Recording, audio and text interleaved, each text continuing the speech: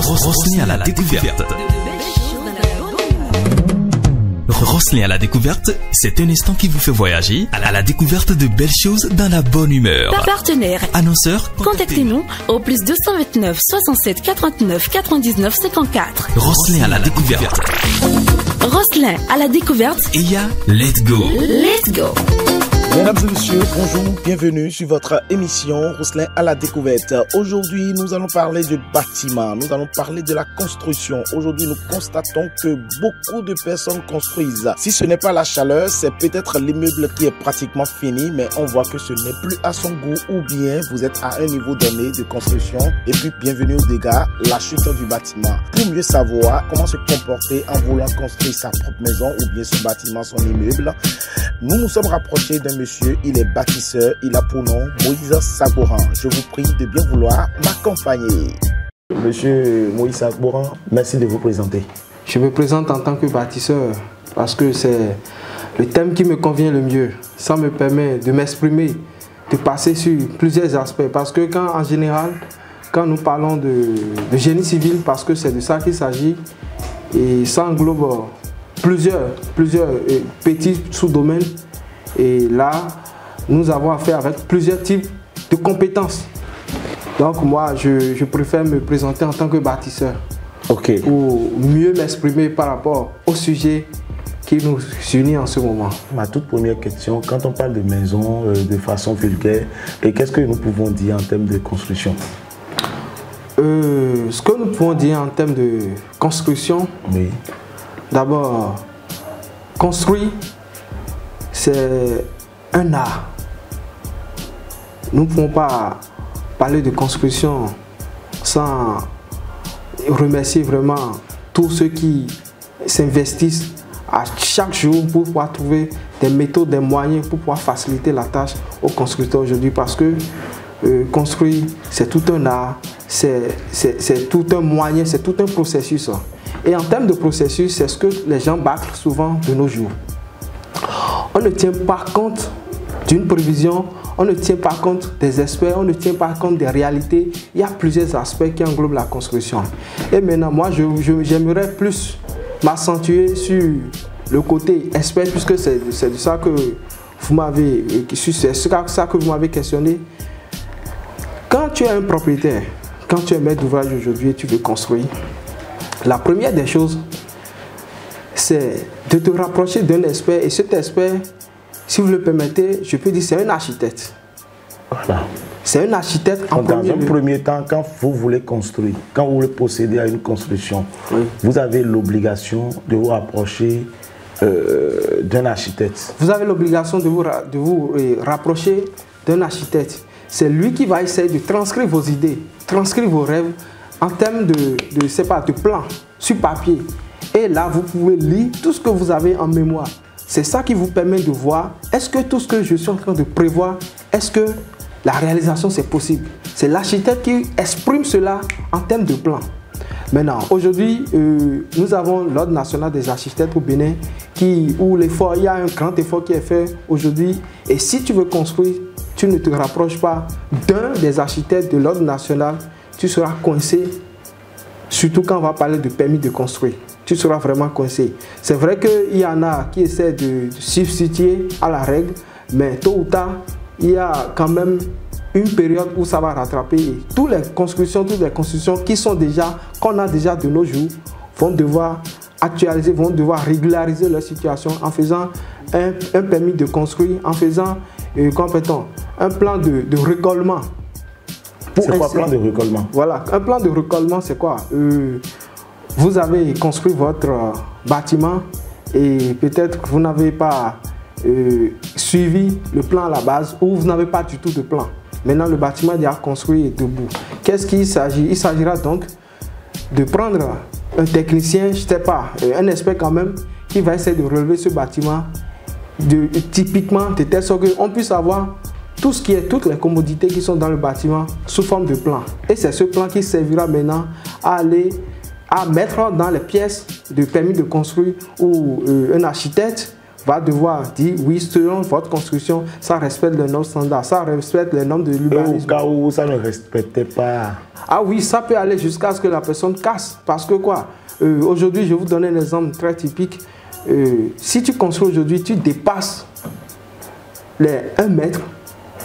C'est-à-dire quoi? Si le truc, la parcelle voisine, il y a le mur mitoyen, tu entres dans les 1 mètre. Déjà, tu ne peux pas construire sur la clôture. Aujourd'hui, les gens construisent sur la clôture comme ils veulent, mais en réalité, ce n'est pas possible parce que tu es en train d'empêcher déjà le voisin à jouir quand même aussi d'une aération. Vous voyez, quand tu construis, on suppose que lui aussi, il a peut-être sa chambre à côté, tu l'empêches de jouir d'une aération. Certes, lui pourra respecter les 1 mètre, mais ça ne suffit pas. Je suppose que vous laissez de votre côté les 1 mètre et le mètre en question, et de l'autre côté aussi, lui respecte. Ça vous fait déjà peut-être 2 mètres et plus. Donc ça donne encore plus de confort, plus d'aération, plus d'efficacité énergétique et tout. Pour les deux côtés. Donc je disais, le processus normal, c'est que vous voyez un architecte. Et quand vous voyez l'architecte, c'est lui qui essaie d'exprimer sous forme de plan. Aujourd'hui au Bénin, c'est vrai que les architectes se font aider par plusieurs catégories de compétences. Il y a les techniciens qui aident les architectes parce que l'architecte, il ne peut pas, on n'a pas assez d'architectes. Les architectes ne peuvent pas s'occuper de tous les plans qu'il y a à faire. Donc ils se font aider par les techniciens, ils se font aider par les dessinateurs et tout. Donc ceux-là aujourd'hui, peut-être parce qu'ils ne sont pas employés par les cabinets d'architecture qui ne sont pas nombreux d'ailleurs, et aussi ils vont directement en face des clients pour pouvoir essayer de réaliser ces plans et en retour, ils vont voir les architectes pour pouvoir faire valider parce que c'est nécessaire puisque c'est l'architecte qui a le droit de dire que oui, ce que vous avez fait en termes de normes, parce que c'est eux qui ont la connaissance, c'est eux qui connaissent la norme. Le dessinateur ne connaît pas la norme, le technicien, lui, ne connaît pas la norme. L'architecte, lui, connaît la norme. Lui pourra lui dire, voilà, par rapport à ce que tu as fait, c'est bon, modifie ceci, et lui signe. Donc, c'est quand lui signe, ça veut dire que c'est OK. Donc, ce n'est pas l'architecte qui est obligé de dessiner comme on le pense. L'architecte, ce n'est pas lui qui dessine forcément. L'architecte est là pour coordonner. Donc, et après ça, l'ingénieur qui, à son tour, qui lui fait le calcul, qui voit la possibilité. Parce que l'architecte, je veux dire, il y a ce conflit toujours entre les architectes et l'ingénieur. L'architecte pense que lui, peut-être, souvent là où le conflit se trouve, l'architecte pense souvent que lui n'a pas besoin, peut-être, pas de poteau dans le bâtiment. Il ne veut pas de poteau.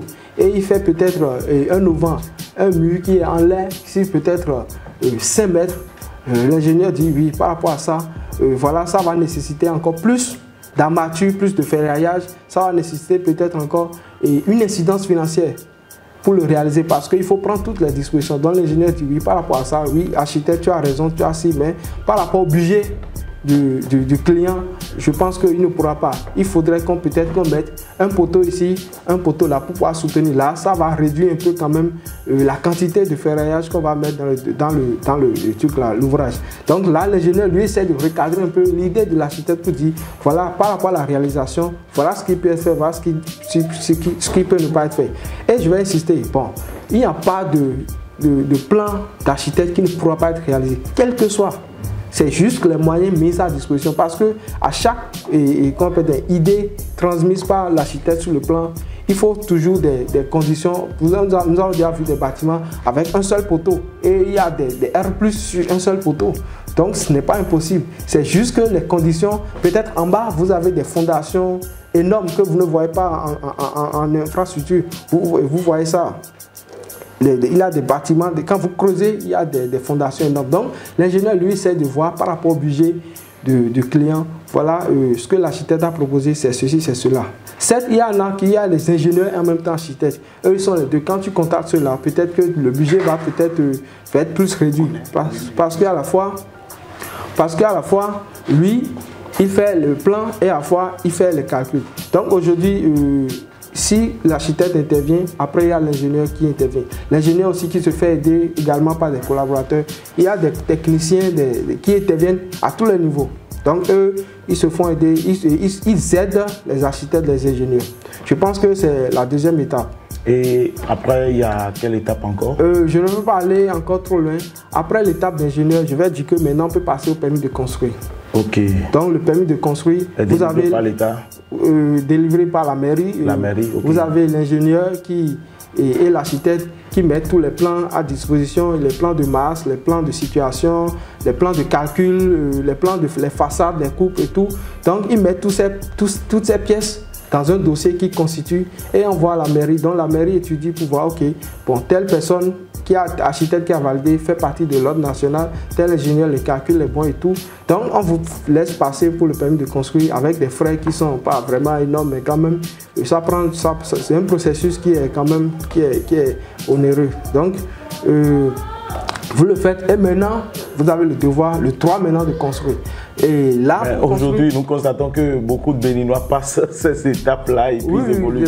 Donc c'est après le permis de conduire maintenant et de construction maintenant que vous pouvez démarrer votre chantier. Et c'est là maintenant que les gens, je vais dire, ça va choquer, mais les gens pêchent beaucoup plus.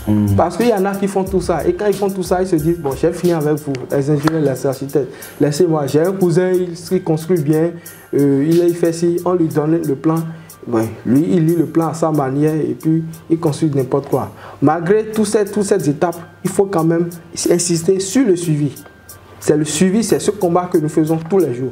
Sinon, les plans et tout, c'est des choses qui sont juste des plans, des papiers. Mais le suivi, si tu as un plan, la plupart des maisons, dans l'ancien temps, nos parents n'avaient pas de plans, il y avait combien d'ingénieurs, il y avait combien d'architectes, donc ils construisaient. Mais le suivi, s'il n'y a pas le suivi, c'est que tu as tué ton infrastructure. Que ce soit le bâtiment, que ce soit l'usine, n'importe quoi. Et dans ce sens, vous conseillez quoi? Voilà, pour le suivi, moi je suis prêt à miser une fortune pour un suivi d'un bâtiment, pour que le bâtiment demain je sois à l'aise. C'est-à-dire quoi? Quand tu prends un bâtiment, tu veux construire, il faut forcément faire appel à un technicien. Si toi-même, maître d'ouvrage, tu as des connaissances, tu peux faire appel à un technicien pour le suivi. L'architecte aussi qui t'a fait le plan, en réalité, il devait intervenir sur le suivi, mais tu n'es pas obligé. L'ingénieur également aussi devait intervenir sur le suivi, mais tu n'es pas obligé. Mais l'avantage, c'est que quand ceux qui ont fait le plan interviennent sur le suivi, ils ont plus la présence d'esprit. Ils ont plus une ouverture, un sens d'ouverture pour voir que en temps, voilà ce que j'avais prévu, mais vu le terrain, bon, je pense qu'on pourra faire ceci parce qu'on rencontre plusieurs choses. Il y a l'étude de sol qui se fait sur le terrain après avoir fait l'étude de sol dont les résultats sont déjà exploités dans les calculs. Quand arrivé sur le terrain, parfois on voit que en creusant, il y a des endroits, il y a un bâtiment qui était déjà démoli et il y a une grosse fondation qui était là. En ce moment, l'ingénieur lui n'avait pas vu. En ce moment, s'il y a un suivi, je pense qu'avec l'œil d'expert, ils pourront te dire par rapport à ceci, voilà les compensations qu'on fait, voilà ce qu'on pourra faire pour peut-être conclure cette phase. C'est quoi? Le suivi est très important et ça vous permet non seulement de prendre une qualité des matériaux en bonne et due forme, parce que celui qui fait le suivi, s'il respecte son métier, il devait vous dire que si tu as pris tel fer qui n'est pas aux normes, tu devais prendre quand même le fer aux normes. Si tu as pris des ciments qui ne sont pas de qualité, tu devais prendre. Donc, il va vous conseiller. Le suivi, c'est lui qui va vous conseiller sur ces aspects et tout. En résumé, il y a au début l'architecte, après l'architecte, l'ingénieur, après ça, permis de construction. Pour finir là, le suivi. Qui intervient derrière pour ce. Donc, le suivi, c'est ça qui est vraiment très important. Je pense que vous avez abordé la plupart des choses qui retracent et qui touchent à la construction. Dites-nous, puisque nous n'avons pas assez de temps, et qu'est-ce que vous pouvez dire dans les dernières minutes de cette émission? Je pense que ce qu'il faut dire, c'est quoi?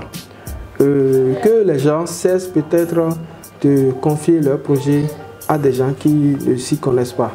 Moi, depuis j'emploie le thème architecte, peut-être ceux qui nous suivent, certains m'ont dit, mais les architectes, je vais les trouver. Non, vous n'êtes pas obligé de connaître un architecte. Si vous connaissez peut-être déjà un bâtisseur qui est honnête, vous lui dites, j'ai un projet de construction. La moindre des choses, lui va vous dire que voilà, j'ai un aîné qui est architecte. Forcément, lui, parce que que ce soit les techniciens, que ce soit les dessinateurs, que ce soit les maçons, même les ouvriers, ils connaissent quand même tout au moins un architecte dans leur vie, quand même connaissent tout au moins un ingénieur dans leur vie, ils vont forcément dire, bon, il y a telle personne. Et par moment, c'est pas aussi le coût qui fait que les gens n'aiment pas aller vous voir? L'architecte et l'ingénieur coûtent beaucoup moins cher que les dégâts qu'on peut enregistrer après la construction. Mais aujourd'hui, nous parlons aussi, il y a des maisons qui ont été suivies par des architectes et des ingénieurs, mais pourtant ces maisons-là sont tombées au cours de la construction. Vous allez comprendre que souvent c'est quand les architectes, les ingénieurs interviennent et truc là, à la fin du projet. Vous allez voir que c'est quand le propriétaire a commencé par avoir un dégât, il appelle l'architecte, oh ma dalle coule.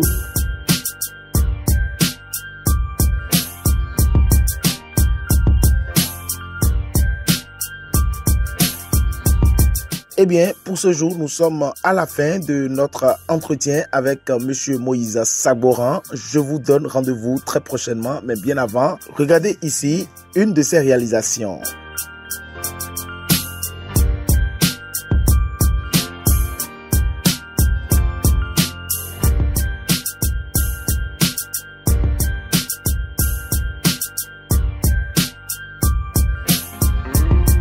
Roselyne à la découverte.